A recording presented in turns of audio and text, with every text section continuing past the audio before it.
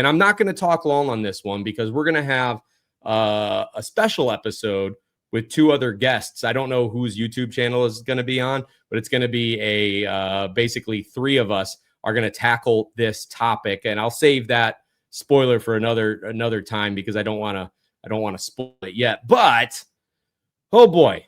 So Dallas Jenkins, I'm going to take out the comments here for a little bit just so you can see the whole screen. Dallas Jenkins is in trouble again. This came out some few days ago.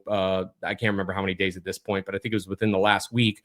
An old comment resurfaced where he said this, and this is the important part right here, and you can read the rest of it in context, and it doesn't make it any better. He says here, I believe it is important to watch The Chosen as though the Bible didn't exist. How do you justify that? If you don't know, I am not a fan of The Chosen. I believe The Chosen takes way too many artistic liberties. I believe they blaspheme the name of Jesus. I believe they misrepresent him by taking, once again, these far and away artistic liberties with what they do, how they portray the apostles, how they, for crying out loud, did Jesus really need help writing the Sermon on the Mount? He had to ask Matthew's advice. They make up completely different characters that were never in the Bible. Like Thomas, did you know in the show, Thomas has a fiance and she gets murdered, and then Jesus refuses to, raise her from the dead. And there's like some weird rift between Thomas and Jesus. It is so wrong what they are doing and what that show is doing. And sadly, so many people are blind to what it is because they love their entertainment and they would rather be entertained than study and read their Bible seriously. Dallas Jenkins said it here. I believe it is important to watch The Chosen as though the Bible didn't exist. There's almost no way that you can take what he said there out of context. And like I said, we got the whole thing up here just so you can go ahead and read it in context. He even says in here, again, I know that sounds bizarre and even scary, but I'm just referring to strictly the artistic analysis and the viewing experience like any other TV show. So you're saying you would rather have, because this is what I see when I read it, you would rather have people watch The Chosen and not read their Bible. And I know he said contrary to that before, but this comment just makes it sound like the Bible is just some thorn in his side that he can't get away from, that's making him not be able to create the show that he wants to create. That's what I'm seeing out of this. Because the whole point in this post that he's making here is that you need to watch the show as a show and not look at it from a biblical. So you want people who read the Bible, you want people to watch your show that's about the Bible to not read the Bible and compare your show to the Bible. It makes absolutely no sense. Like I said, I'm not going to go super long on this because we got a really great episode coming up where three of us are going to tackle this subject. I think it's going to be really, really great episode as we get into it. But I do want to get your comments on what y'all think about this.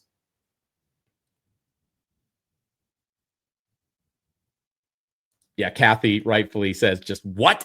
Like, yeah, exactly, Kathy. What? That's exactly what I was thinking.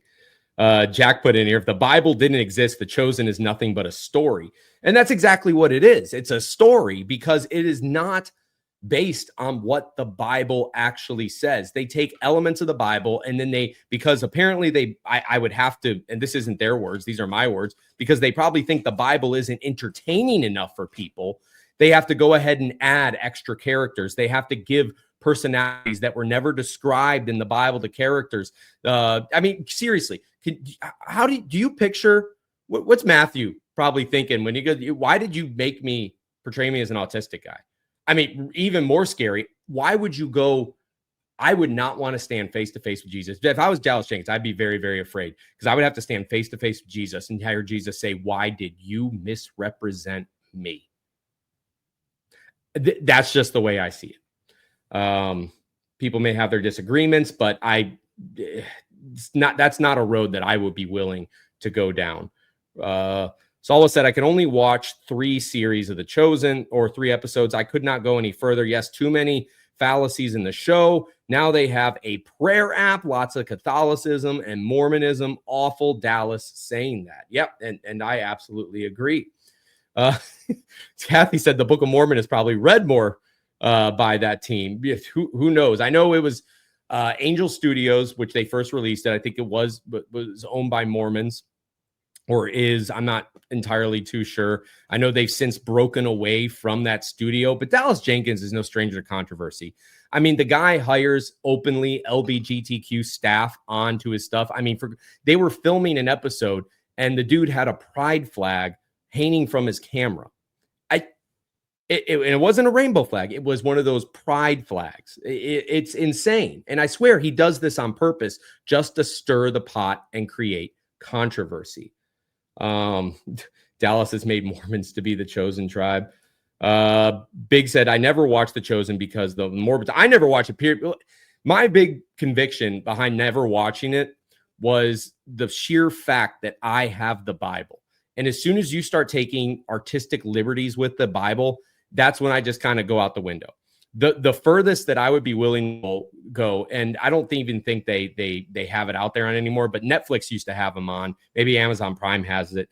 They had like the gospel according to John, the gospel according to Mark, the gospel according to Matthew, and so forth and so on. They had it was basically just Bible reading with actors behind it, acting the scenes out behind the Bible reading. That's about as far as I'm willing, honestly, to go at this point when it comes to watching some type of Bible entertainment. I'm okay with that. I'm okay with the visualization. We don't know if it's entirely accurate or not, but I don't believe they are purposely adding things to make it more entertaining. I do think it makes it a little bit more engaging. But like I said, I don't think there's anything false in there because it's literally just the Bible being read with actors behind it acting out. If you don't know what I'm talking about, you could probably find it free on YouTube as well. Actually, you know what? This is a roundup episode. We're not trying to be short on time. Let's just go ahead and look it up real quick.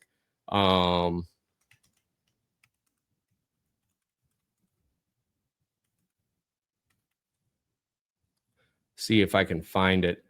Okay, yeah, here it is. Let me bring up the tab here real quick. So right here, it's I believe it's this one. It's like 3 hours long because once again, it's the entire Gospel of Matthew.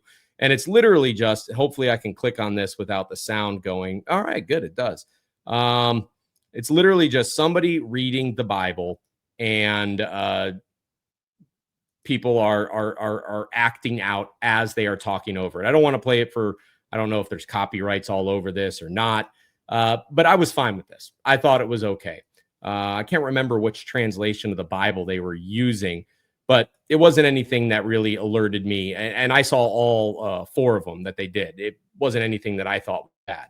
You might have some disagreements with me on there, and that's absolutely fine on that. Jack saying, referring back to The Chosen, they have deceived more people than we will ever know. Yeah, literally, I have encountered people in comments saying that when they read their Bible now, the times that they do, they are picturing Jonathan Rumi's face or whatever the guy's name who plays Jesus on that show. I don't think that's right. They hear his voice when they're doing it. I don't think that is right. Absolutely. Salwa said, being a poet herself, I truly understand poetic license. However, not that deep of infiltration. Exactly. Like, go back to what I said, the Jesus Wannabes bands. They came out with songs that they titled Ephesians 1, Ephesians 2, so forth and so on, to various chapters of the Bible. They took elements of that, and there was a certain poetic license where they were in the spirit of what they were saying. They weren't saying the verses they weren't saying the verses verse by verse, but they were basically summarizing it in the form of a psalm. I can see that. I am okay with that. But when you are adding things that were never there in the first place, that's where I think you become very, very wrong. Saul said, I don't understand how they can reconcile Mormonism with the Bible. No, absolutely not. Jeffrey said, I'm looking forward to the special. Oh, yeah. Trust me, I am. We're still working out the details. One person specifically is somebody who I've been wanting to work with on YouTube for a while, and I am really happy that this opportunity presented itself. So I'm very, very, very, very, very excited for it. But until the details are hashed out, I'll keep it. It should be out relatively quickly. I want to say, I think like the second week of December is when we're going to do this. So I'm not sure if we're doing it recorded or live yet. So we'll see. Jack said Joseph Smith is historically a false prophet. His life is nothing but a magical shenanigan. Oh, yeah, absolutely. I mean, the Mormon argument can be ripped apart so easy. Eggs and Butter put in here. Dallas is adding plot lines in the white spaces between the text, kind of putting Peter Jackson version on The Hobbit to the original story. And that's what I don't like. So there, got to drink some water. I talk a lot in my job. So, but anyways, that is what I don't like. I can, once again, understand a little bit of reading in between the lines, but I think The Chosen takes that way too far. And we've gone over on this channel multiple different instances where that happened. Like the fact that Jesus was still begging Judas to come back and be a part of the 12.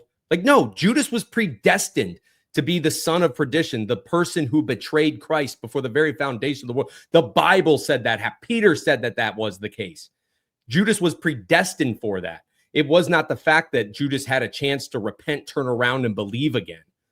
It's crazy, absolutely crazy, and once again adds up to the reasons why I'm not going to really ever watch The Chosen. I've seen enough with a little bit that I did watch to say this is not good, and I warn all my friends against it as well.